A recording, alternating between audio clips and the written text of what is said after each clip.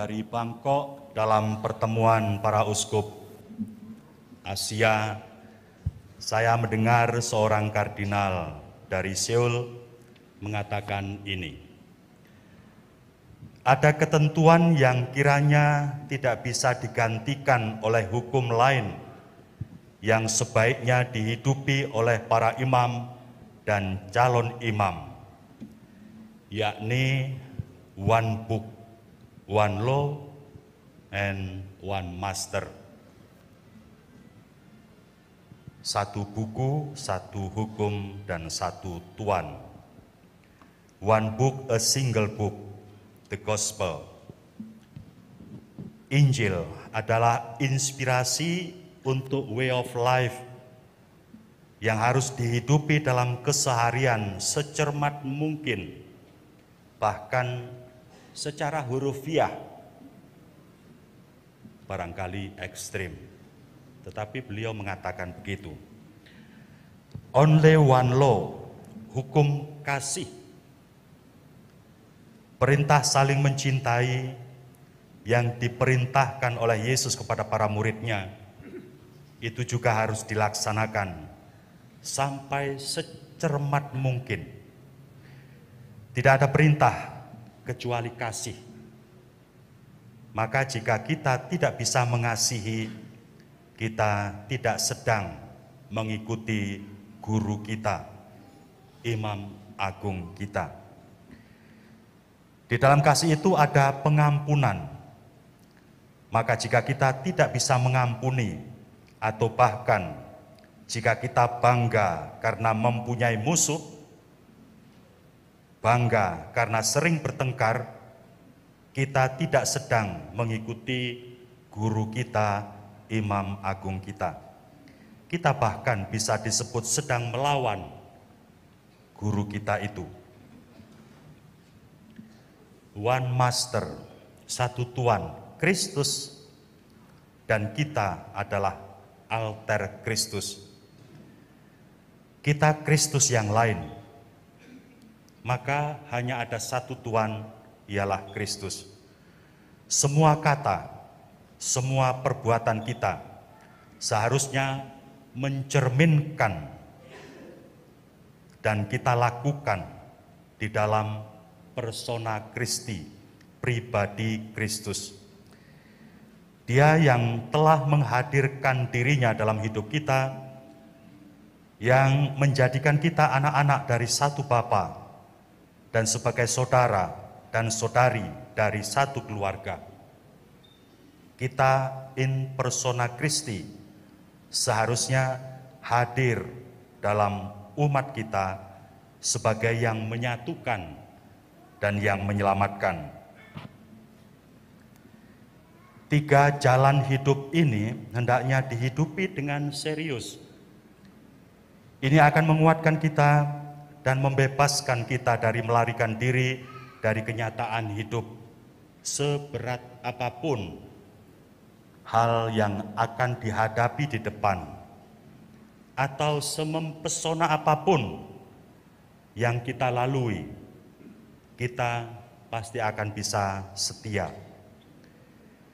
Memanglah hidup kita selalu dalam proses yang belum selesai, maka tetap diperlukan pertobatan setiap hari, sehingga hidup, kata-kata, dan perbuatan kita semakin berakar pada Injil dan pada guru kita.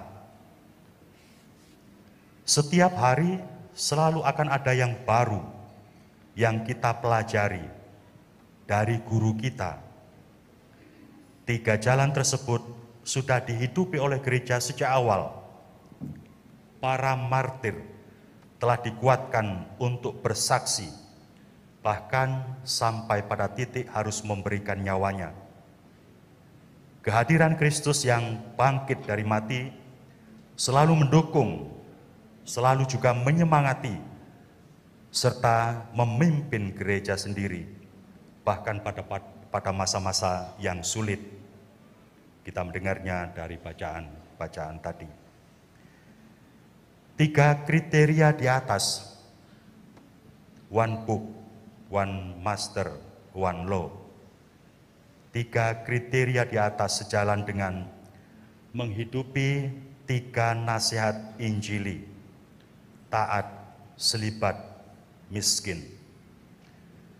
Ketaatan harus dimengerti bukan pertama-tama menuruti perintah atasan, melainkan menuruti kehendak Allah. Kita melakukan kehendak Bapa. Setiap ketaatan memang pastilah ada salib, ada penderitaan. Namun ingatlah, ketaatan bukan berhenti pada salib. Dalam setiap ketaatan, setelah salib, ada kemuliaan, ada kebangkitan. Tujuan ketaatan adalah melaksanakan perutusan. Jadi ketaatan itu bernilai, berdimensi apostolis, perutusan. Lebih jauh, kerasulan itu demi keselamatan jiwa manusia. Selibat dari segi manusiawi kita haruslah menjadi pilihan hidup. Artinya, saya bisa memilih jalan lain, tetapi saya memilih jalan ini. Karena itu, kendati pun ada peluang, ada godaan, kendati pun ditawari atau diajak-ajak, kendati pun tidak dilihat orang, dan entah apalagi, saya tetap memilih jalan ini. Dalam dimensi sosial, selibat adalah panggilan hidup melayani. Panggilan hidup mengorbankan diri, mengesampingkan kepentingan diri, tanpa pamrih, tanpa mengharapkan balasan atau upah. Dan ini demi kepentingan yang lebih besar untuk keselamatan umat manusia. Demi terlaksananya rencana keselamatan Allah bagi semua orang. Dan itu dilakukan oleh Yesus, dilakukan oleh Maria, dilakukan oleh Yosef, dilakukan oleh ribuan santo dan santa. Sisilia salah satunya yang kita peringati pada hari ini. Dia sejak kecil sudah berikrar untuk memberikan hidupnya bagi Kristus.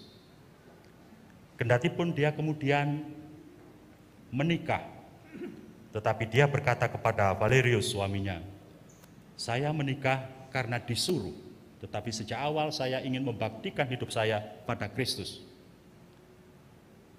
Saya melihat Kristus mengajak saya untuk seperti itu." Suaminya mengatakan, "Kalau begitu tunjukkan dia pada saya. Saya akan menunjukkan kalau kamu dibaptis." Dan setelah dibaptis, Sisilia sungguh menunjukkan Kristus pada suaminya yang tetap tidak menyentuh dia sampai dia sendiri menjadi martir karena menghidupi iman yang diakuinya. Sisilia juga kemudian menjadi martir. Dia awalnya dibakar, tetapi karena tidak mempan, dia dipenggal kepalanya. Hal atau penderitaan yang sangat besar bagi kita barangkali tidak menjadi halangan bagi Sisilia untuk memberikan hidup bagi Kristus, karena dia yakin dia akan bersama dengan Kristus dalam keabadian. Dalam hal hidup sederhana, kemiskinan, Yesus rela miskin, kendati pun dia putra Allah. Dia menghampakan diri untuk juga keselamatan manusia. Kemiskinan yang harus kita jalani adalah sikap hidup meneladan Tuhan yang memanggil kita. Dengan demikian, kemiskinan kita bukanlah sikap menyiksa diri, melainkan kerelaan senasib sepenanggungan terhadap mereka yang berkekurangan. Kendati pun seandainya masyarakat kita sudah cukup sejahtera, kemiskinan dan hidup sederhana tetaplah relevan. Panggilan menjadi imam bukanlah panggilan untuk masyarakat lokal, melainkan untuk umat manusia keseluruhan. Entah akan sampai kapan bumi ini ada, pastilah tidak akan pernah kekurangan orang miskin, orang-orang tertindas, orang-orang terbuang, orang-orang yang mengalami ketidakadilan, orang-orang yang menderita sakit, orang-orang yang mengalami bencana alam, seperti yang kemarin terjadi di Cianjur misalnya. Harus juga menjadi orang yang mengalami, harus menjadi juga bela rasa kita. Kita harus merasa senasib sepananggungan dengan mereka. Orang miskin dan pastilah orang yang menderita selalu ada padamu, kata Yesus. Menjadi senasib dengan orang kecil dan yang menderita adalah panggilan hidup Yesus sendiri, dan karena itu harus juga menjadi pilihan hidup kita.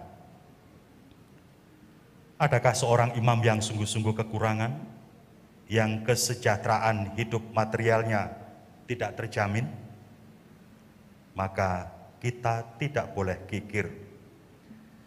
Apakah kemiskinan hanya sebuah teori atau harus praktis? Dalam hal kemiskinan, ingatlah bahwa bahkan seorang awam yang baik bukanlah seorang awam yang kikir. Apakah dapat dimengerti jika seorang imam adalah manusia yang kikir? Saudara-saudariku yang terkasih, Bapak Suci pernah mengatakan, seorang imam itu seperti pilot. Ada banyak pilot yang menerbangkan orang sampai pada tujuan. Mereka tidak menjadi berita. Tetapi ketika ada pilot yang jatuh, dia pasti langsung menjadi berita. Agar bisa menghidupi ketiga nasihat Injili tersebut, janganlah mengandalkan diri sendiri. Jika kita mengandalkan diri sendiri dengan segala kelemahan manusiawi kita, kita pasti akan mudah jatuh, dan bukan hanya sekali, barangkali akan berkali-kali. Dan kalau kita jatuh, langsung menjadi berita. Andalkanlah Tuhan, Dia yang memanggil, Dia juga yang akan menguatkan. Tuhan memberkati kita. Amin.